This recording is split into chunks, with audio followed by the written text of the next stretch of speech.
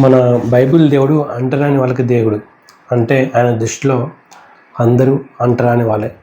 ఆదాము ద్వారా వచ్చిన వాళ్ళందరూ అంటరాని వాళ్ళే. ఎప్పుడైతే ఆదాము పాపం చేశాడో ఆదాము అన్టచబుల్, అంటరాని వాడయ్యాడు. దేవుడు అన్రీచబుల్, సమీపింపని తేజస్సులో ఉండేవాడు. పాపం అనేది అందరినీ అంటరానితనంలో పడివేసింది. అంటరానితనం అనేది ఒక కులానికి సంబంధించింది కాదు, అది యూనివర్సల్ సిన్.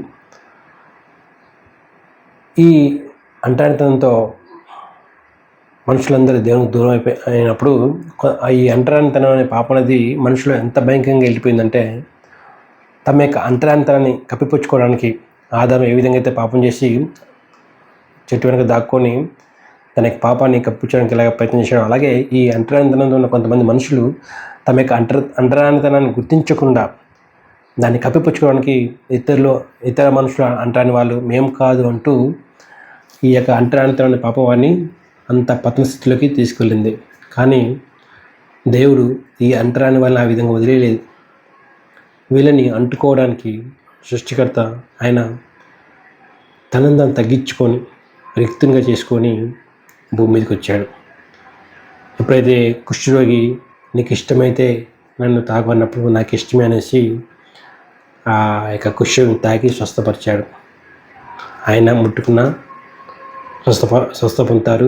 ఆయనను ముట్టుకున్నా అని మనం చూస్తాం. ఒక స్త్రీ 12 సంవత్సరాలని ఒక రోగంతో సఫర్ అవుతున్నాము, యేసుని ముట్టుకోవడం ద్వారా స్వస్థత పొందింది. కేవలం భౌతిక స్వస్థత మాత్రమే కాదండి, నిజమైన స్వస్థత, ఆత్మీయ స్వస్థత. ఈ పాపమైన అంటరానితనం నుండి దేవుడు విడిపించడం అనేది అదొక గొప్ప స్వస్థత. అది ఏ భేదం లేకుండా ఈ అంటరాని వాళ్ళందరికీ యూనివర్సల్గా ప్రపంచం మొత్తం ఉన్న అంటరాని వాళ్ళందరికీ అందరూ అంటరాని వాళ్ళు కాబట్టి అందరికీ ఆయన ఆఫర్ ఇస్తున్నాడు. ఏ భేదం లేదు.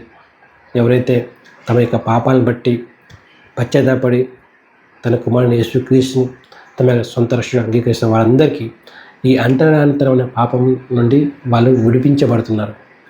నిజంగా అండి, ఇటువంటి దేవుడు కలిగిన జనులు ధన్యులు.